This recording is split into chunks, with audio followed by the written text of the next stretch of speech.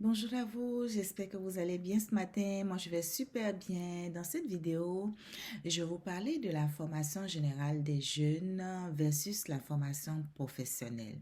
Donc, enseigner à la formation générale des jeunes préscolaire, primaire, secondaire versus la formation professionnelle, c'est-à-dire enseigner un métier. Pourquoi je vous parle de ça, c'est qu'il y a une légère différence par rapport au renouvellement. Lorsque je vais faire un petit récapitulatif, lorsque vous faites votre demande d'autorisation d'enseigner, si vous êtes accepté, vous recevez un avis d'admissibilité conditionnelle. Cet avis d'admissibilité conditionnelle, je vais vraiment vous dire une chose, cet avis-là ne vous permet pas d'enseigner ni de faire de la suppléance. Ça, il faut que vous le sachiez une bonne fois pour toutes. Cet avis-là vous permet de venir faire vos papiers d'immigration en parallèle et venir passer le test de langue au Québec. Donc, vous avez 2 ans pour pouvoir faire toutes vos démarches, tout et tout, pour venir passer le test de langue. Lorsque vous avez réussi le test de langue, en ce moment-là, on vous délivre le permis probatoire d'enseigner. Et c'est ce permis probatoire d'enseigner qui vous permet de faire de la suppléance, d'avoir des contrats. Il est valide 5 ans. Certaines personnes, lorsqu'ils reçoivent ça, ils dorment un peu sur leur laurier. Je m'excuse du thème. Mais c'est très important que vous puissiez faire vos cours, les cours qui sont inscrits sur votre permis probatoire d'enseigner. Vous puissiez les faire à votre temps libre pour pouvoir finaliser. Parce que quand vous n'avez pas terminé ces cours, après les 5 ans, on ne pourra pas renouveler votre permis probatoire d'enseigner. C'est très important que vous le sachiez. Donc, permis probatoire d'enseigner, lorsque vous l'avez, faites vos cours qui sont inscrits sur le permis probatoire d'enseigner.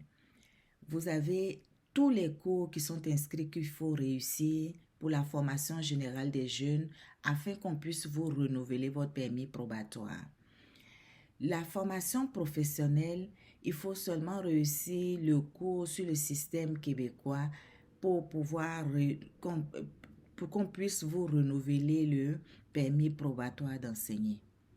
Maintenant, lorsque vous avez fini de renouveler ou bien si avant les 5 ans, vous avez fini vos cours, vous le savez, c'est pour la formation générale des jeunes, les 15 crédits, plus le stage pour qu'on puisse vous donner le brevet permanent d'enseignement.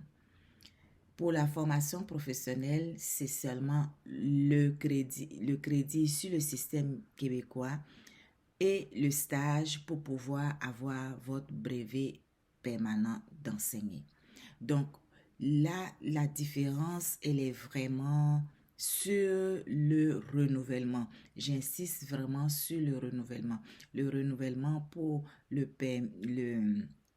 la formation générale des jeunes et la formation professionnelle.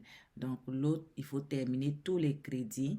Et puis, la formation professionnelle, juste le crédit 1, le crédit du système scolaire, le cours sur le système scolaire québécois qu'il faut réussir pour qu'on puisse vous renouveler. Donc, si vous n'avez pas l'intention d'avoir votre brevet d'enseignement, donc vous voulez d'aller de renouvellement en renouvellement, il faut vraiment que vous réussissiez les cours qui sont inscrits sur votre permis d'enseigner.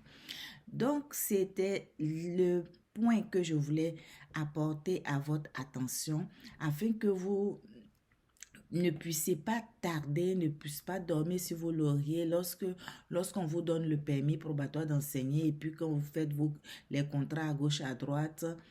Mais il faut que vous réussissiez les cours pour pouvoir être renouvelé 5 ans après. Sur ce, si vous avez des questions, juste me les poser en commentaire. Ça me fera toujours plaisir de vous répondre à toutes vos questions. Merci beaucoup. Passez une bonne journée. Bye bye.